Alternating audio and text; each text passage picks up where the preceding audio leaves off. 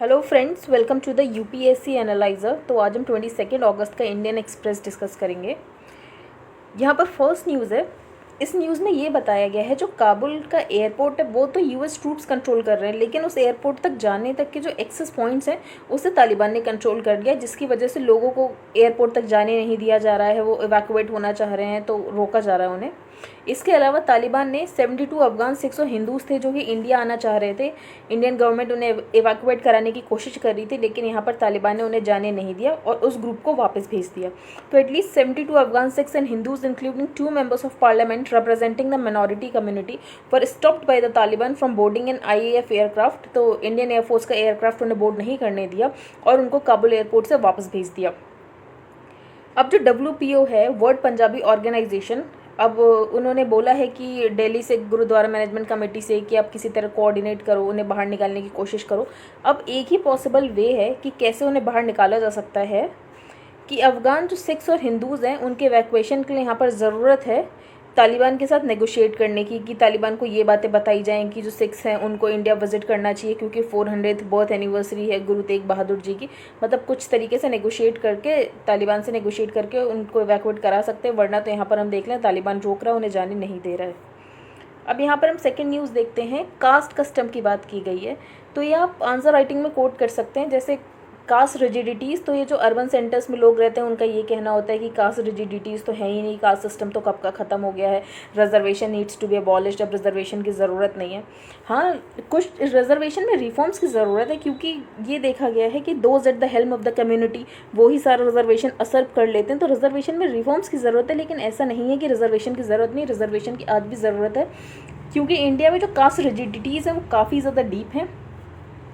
अब यहाँ पर एक कास्ट कस्टम की बात की गई है, तो हम यहाँ पर देखते हैं।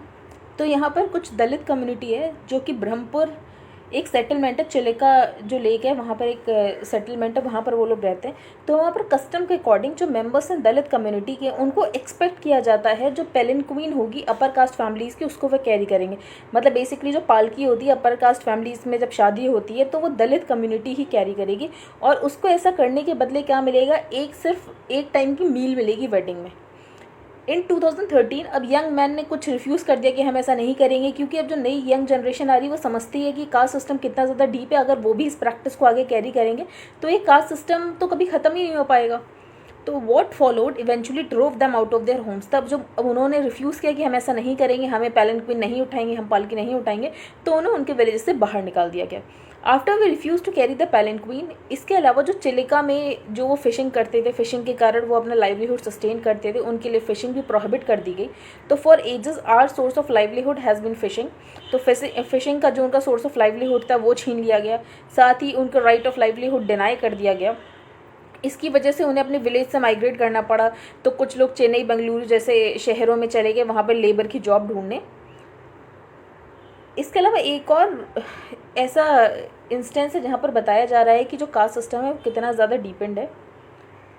एक माहेश्वर बारिक्स की फैमिली है जिनको उनके घर से निकाल दिया गया था। तो मेंबर्स ऑफ द बार्बर, तो बार्बर और बारिक कम्युनिटी होती है, और एक वॉशरमैन कम्युनिटी होती है धोबा, जिनको ओबीसी कंसिडर किया जाता है। They continue to face social ostracism for refusing to abide by the age-old birth and system और जजमानी सिस्टम। तो एक जजमानी सिस्टम होता है जिसमें एक्सपेक्ट किया जाता है, ये जो लोअर कास्ट के लोग होते हैं, वैसे लोअर कास्ट और अपर कास्ट कुछ होता नहीं है, लेकिन सो कॉल्ड जो ये बोला जाता है, तो जो इनसे एक्सपेक्ट किया जाता है जो अपर कास्ट उनको सर्विस दें, और या तो फ्री में सर्विस दें या तो साल में सिर्फ उनको 12 से 15 किलोग्राम राइस प्रोवाइड कर देंगे अपर कास्ट वाले। Maheshwar's family was one amongst 3 driven out of a Manapur family. The families bondage to the upper caste families involved. अब जो बॉन्डेज ये हो जाता है अपर कास्ट फैमिली के लिए, ये जो लोअर कास्ट के लोगों का हो जाता है, जैसे कि washing their feet, cutting their nails, picking up leftovers, इसके अलावा किसी भी प्लेस को साफ करना जहाँ पे इवेंट हुआ हो, ऐसे कुछ ट्रीवल टास्क उनके द्वारा कराए जाते हैं। तो कास्ट रिजिडिटीज़ भले ही हमें अर्बन इंडिया में नहीं दिखती है, लेकिन रूरल इंडिया में बहुत ज़्यादा है, काफ़ी रिजिड सिस्टम है। अभी कुछ दिनों पहले मैंने आपको पढ़ाया था कि प्रेसिडेंट ने फ्यूचर इंडिया को लेटर लिखा था 2047 में। तो वो अभी सिर्फ उम्मीद कर रहे हैं कि 2047 तक कास्ट सिस्टम एलिमिनेट पूरी तरीके से तो नहीं होगा, लेकिन सब्सटेंशियली एलिमिनेट हो जाएगा। तो कास्ट सिस्टम अभी भी बहुत ज़्यादा डिपेंड है। हम आगे चलते हैं। यहाँ पर कुछ भी इम्पोर्टेंट नहीं है, आप देख सकते हैं यहाँ पर भी कुछ भी इम्पोर्टेंट नहीं है। अब कल्याण सिंह जो कि फॉर्मर यूपी चीफ मिनिस्टर हैं, इससे पहले वो राजस्थान के गवर्नर भी रह चुके हैं, उनकी अनफॉर्चुनेटली उनकी डिमाइस हो गई है। अब यूपी ने डिसाइड किया है जो अगस्त 23 है उसको पब्लिक हॉलीडे हर साल डिक्लेयर किया जाएगा, तो हर साल ऑब्ज़र्व किया जाएगा। तो अगस्त 23 को पब्लिक हॉलीडे हर साल ऑब्ज़र्व किया जाएगा, ये उत्तर प्रदेश के चीफ मिनिस्टर ने डिसाइड किया है। एक यहाँ पर स्टेटमेंट है महबूबा मुफ्ती का, मुझे देखकर ये लग रहा है कि काफ़ी इंसाइटमेंट है। वैसे मैं अपना ओपिनियन कुछ देना नहीं चाहती हूँ, बस ये स्टेटमेंट देखकर मुझे लगा कि लोगों को इंसाइट करने की कोशिश की जा रही है। Patience needs courage, what people of Jammu and Kashmir are enduring, the day they lose patience you also will not remain, you will disappear. तो ये उन्होंने सेंटर को बोला है कि जिस दिन जम्मू कश्मीर के लोग अपना पेशेंस ख़त्म कर देंगे, उनका धैर्य ख़त्म हो जाएगा, उस दिन सेंटर नहीं रहेगा, वो डिसअपियर हो जाएगा। आगे चलते हैं। यहाँ पर कुछ इंपॉर्टेंट न्यूज़ नहीं है, आज संडे का न्यूज़पेपर है, ज़्यादा इंपॉर्टेंट न्यूज़ नहीं है, तो अगर आपको नहीं भी देखना हो तो आप स्किप कर सकते हैं आज का न्यूज़पेपर। हम आगे चलते हैं। यहाँ पर भीमा कोरेगांव का जो केस हो गया था और उसमें कुछ लोगों की डेथ भी हो गई थी, तो उसके लिए एक कमीशन बनाई गई थी, तो उस कमीशन को हेड कर रहे हैं हाईकोर्ट जज JN पटेल। तो वो प्रोब कर रहे हैं कि जो कोरेगांव भीमा वायलेंस हुआ था वो किस वजह से हुआ था। तो बस JN पटेल अगर कभी आ जाए नॉन IAS एग्ज़ाम में तो आप मार्क कर सको। आगे चलते हैं हम। ये बिल्कुल इम्पॉर्टेंट एडिटोरियल मुझे लगा नहीं, क्योंकि इंडिपेंडेंस डे की स्पीच में प्राइम मिनिस्टर ने जो भी क्लेम्स किए थे ये उसको काउंटर कर रहे हैं। जैसे कि प्राइम मिनिस्टर ने ये क्लेम किया था कि इंडिया ने कोरोना वायरस पैंडेमिक से लड़ाई की और सेवरल चैलेंजेस भी है पैंडेमिक को कॉम्बैट करने के लिए, लेकिन हमने हर फ्रंट पे अचीव किया है कुछ ना कुछ। लेकिन फिर ये जो ऑथर है उन्होंने इसे काउंटर किया है कि अगर हम ऑफिशियल डेथ टोल देखें तो लगभग 4 लाख है, थर्ड हाईएस्ट वर्ल्ड में। उसके बाद हम ये देखें जो नंबर्स हैं ये बहुत ही अंडर एस्टिमेटेड है, जो नंबर्स हैं इससे 10 गुना ज़्यादा हो सकते हैं। अब यहाँ पर सेकेंड न्यूज़, जैसे प्राइम मिनिस्टर ने ये क्लेम किया था कि इंडिया ने लगभग 80 करोड़ प्लस लोगों को अनाज दिया था, तो इसको भी काउंटर किया गया है कि लगभग 27 करोड़ फैमिलीज़ हैं इंडिया में, जिसमें से अगर 80 करोड़ को दिया होता तो FCI में ऑफटेक दिखता, पर ऐसा दिख नहीं रहा है, तो ये वाली बात। फिर थर्ड जो क्लेम किया गया था कि टॉयलेट्स अब सबके द्वारा आ गए हैं, तो toilets for everyone was achieved, और जो हमारा 100% कवरेज था वो सारे स्कीम्स में देखने को मिल रहा है, तो इसको भी काउंटर किया है ऑथर ने ये बोला नेशनल हेल्थ फैमिली सर्वे 5 के अकॉर्डिंग लगभग 1/3 रूरल पॉपुलेशन है जिसके पास आज भी टॉयलेट्स नहीं है उनके हाउसेज़ में। इसके अलावा एक क्लेम और किया गया था प्राइम मिनिस्टर के द्वारा कि सेवरल ऑक्सीजन प्लांट्स कंट्री में आने वाले हैं कमिंग ईयर्स में, लेकिन according to the author bids invite की गई हैं, लेकिन अभी सिर्फ 8 months after the decision what's taken bids were invited to install, लेकिन अभी तक ये भी नहीं कुछ ऐसे ऑन द ग्राउंड देखने को मिल रहा है। We have decided to invest ₹100 lakh crore for modern infrastructure. तो प्राइम मिनिस्टर ने अनाउंस किया था गति शक्ति की लगभग 100 लाख करोड़ इंफ्रास्ट्रक्चर में खर्च होगा। तो अकॉर्डिंग टू द ऑथर ये प्राइम मिनिस्टर बहुत इंडिपेंडेंस डे से बोल रहे हैं, इससे पिछले साल भी बोला था, उससे पिछले साल भी बोला था, अकॉर्डिंग टू द ऑथर वो 2022 में भी ये बात बोल सकते हैं। तो हम आगे चलते हैं। यहाँ पे द तालिबान आर टेररिस्ट। तो मैं आपको बहुत 1-2 दिन पहले भी मैंने आपको एडिटोरियल पढ़ाया था जिसमें ऑथर ने ये बोला था कि जो इंडिया है उसे तालिबान से बात करनी चाहिए, जो तालिबान 2.0 है वो मॉडरेट हो गया है, पर यहाँ पर ऑथर ने आउटराइटली डिस्कार्ड किया है कि तालिबान से बात करने की कोई भी ज़रूरत नहीं है, वो कोई भी वैल्यू शेयर नहीं करते इंडिया के साथ। जैसे कि सबसे पहले तालिबान ने ये बोला है कि विमेन को राइट्स मिलेंगे लेकिन शरीयत लॉ के अंडर मिलेंगे। तो ऑथर ने शरीयत लॉ के कुछ बात की है, जो शरीयत है उसमें इस्लामिक जस्टिस का सिस्टम ऐसा चलता है कि अगर कोई भी विमेन एडल्ट्री करती है तो उसे स्टोन कर दिया जाता है, और साथ ही कोई भी चोरी करता है तो उसके हाथ पैर काट दिए जाते हैं, चॉप ऑफ कर दिए जाते हैं उसके हैंड्स, मतलब एम्प्यूटेशन जैसा पनिशमेंट है सिर्फ थेफ्ट के लिए, नॉर्मल थेफ्ट के लिए एम्प्यूटेशन जैसा पनिशमेंट है शरीयत में। अब जैसे कुछ एक्सपर्ट्स हैं so called self proclaimed experts जो ये बोलते हैं कि इंडिया को तालिबान से बात करनी चाहिए, तो इसलिए ऑथर ने एक्सपर्ट्स को ऐसे कॉमास में रखा है। A Taliban government that are 2 worst enemies. अब तालिबान गवर्नमेंट को चाइना और पाकिस्तान तो रिकॉग्नाइज करने के लिए तैयारी है। Besides the kind of Islam, इसके अलावा जो तालिबान इस्लाम प्रीच करता है वो इंडिया की वैल्यूज़ के बिल्कुल एंटी थीसिस है। तो never has it been more important for us to stand up for our values. तो यहाँ पर ज़रूरत है जो इंडिया के वैल्यूज़ है इंडिया उसके लिए खड़ा रहे। अगर हम अपनी वैल्यूज़ को अंडरमाइन करके तालिबान से बात करने लगेंगे तो यहाँ पर हमारे वैल्यूज़ का अस्तित्व ही खत्म हो जाएगा। तो because with radical Islam spreading like a virus, तो जैसे रेडिकल इस्लाम स्प्रेड हो रहा है हमारे इमीडिएट नेबरहुड में, तो ये इंपॉर्टेंट है इंडिया को, जो इंडिया एक बीकन ऑफ डेमोक्रेसी है, मॉडर्निटी, जस्टिस और ह्यूमन राइट्स, तो India should stand by it. इसके अलावा जो इंडिक रिलीजन्स हैं वो हमेशा ये बिलीव करते हैं कि अगर आपके रिलीजन में कुछ भी कमी आपको लगती है कि हाँ ये प्रैक्टिस नहीं होनी चाहिए, पहले हिंदू रिलीजन में भी सती की प्रैक्टिस थी, चाइल्ड मैरिज होते थे, लेकिन ये सारी चीज़ें बंद की गई ना, क्योंकि ये सारी चीज़ें गलत थी। मॉडर्निटी के अकॉर्डिंग ये नहीं हो सकता है। तो हमेशा अपने रिलीजन को क्वेश्चन करना चाहिए, उसके टेनेट्स को क्वेश्चन करना चाहिए अगर वो आपको गलत लगते हैं। तो all Indic religions believe in the right to question and in the right to reform religious ideas. तो रिलीजियस आइडियाज़ को ओवर द टाइम रिफॉर्म करने की ज़रूरत होती है, क्योंकि कुछ religious ideas according to the time defunct हो जाते हैं, डिबेस्ड हो जाते हैं, अब उनकी ज़रूरत नहीं होती है। In the past 7 years, jihadist Islam has found more adherents because too many seen है। अब यहाँ पर ऑथर ने सबसे बड़ी बात ये बोली है, जैसे जिहादिस्ट इस्लाम इसलिए बढ़ रहा है जब किसी कम्युनिटी के खिलाफ कुछ क्राइम होता है, जैसे हेट क्राइम देखा जा रहा है रिसेंट टाइम से कि मुस्लिम कम्युनिटी के खिलाफ हो रहा है, और उस अगर हेट क्राइम के लिए आवाज़ नहीं उठाई जाती है तो वो जो पॉपुलेशन होती है वो अपने आप को वल्नरेबल महसूस करने लगती है, और वल्नरेबल पॉपुलेशन को एक्सप्लॉइट करना बहुत आसान होता है, इसीलिए बहुत आसान होता है, इसीलिए जिहादिस्ट इस्लामिस्ट हमें बढ़ता हुआ दिख रहा है। तो यहाँ पर ऑथर ने ये बोला, ये जो भी बीजेपी गवर्नमेंट है, अगर हेट क्राइम्स हो रहे हैं मुस्लिम्स में तो इन्हें उसके खिलाफ ऐसे ब्लाइंड आई करने की ज़रूरत नहीं है। They have to stand for it कि हाँ यहाँ पर हेट क्राइम्स हो रहे हैं, हमें इसके लिए एक्शन लेना ज़रूरत है। If India is to be a beacon of enlightenment and reason in an increasingly ugly neighbourhood, तो प्राइम मिनिस्टर को अब ये खुद क्लियर कर देना चाहिए कि वो किसी भी हेट क्राइम को अब अप्रूव नहीं करेंगे।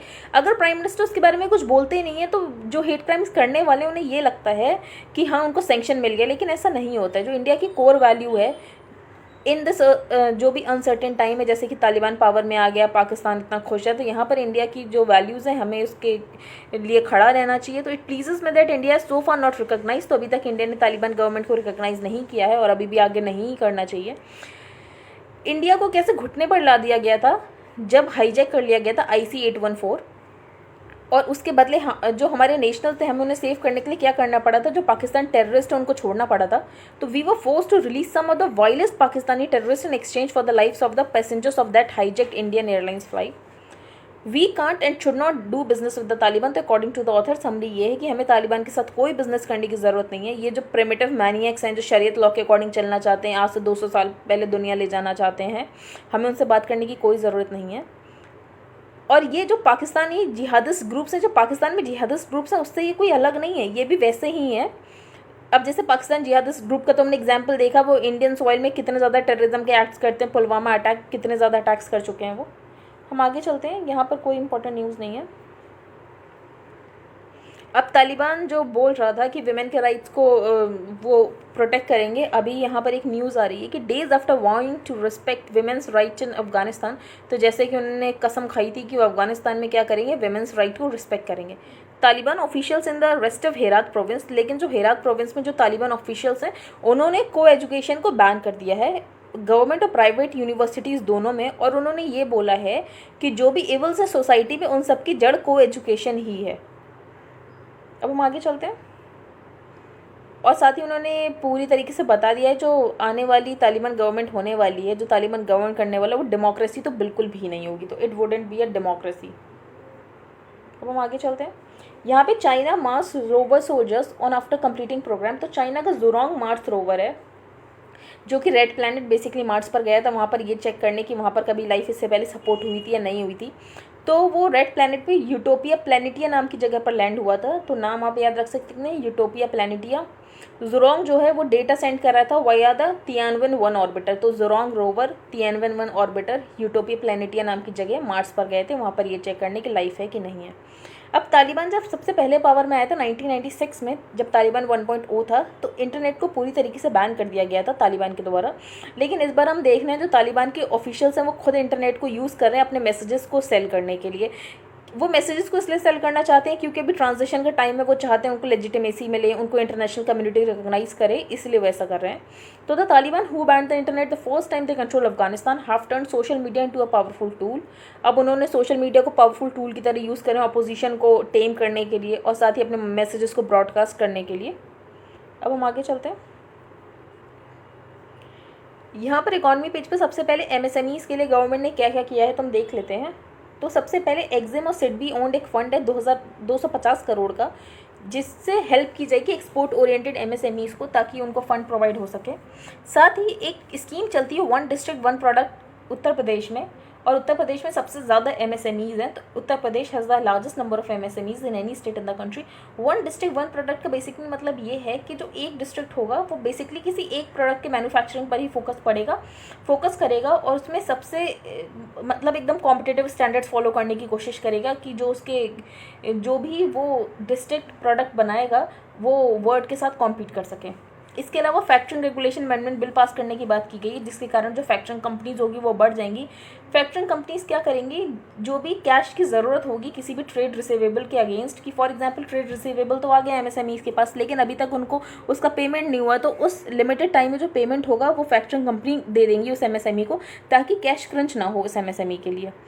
इसके अलावा जो जिन MSMEs का टर्नओवर 5 करोड़ से ज़्यादा है वो सेल्फ सर्टिफाई कर सकती हैं खुद को, उनको ऑडिटर की ज़रूरत नहीं है। तो यहाँ पर हम ईज़ ऑफ डूइंग बिजनेस भी देख सकते हैं।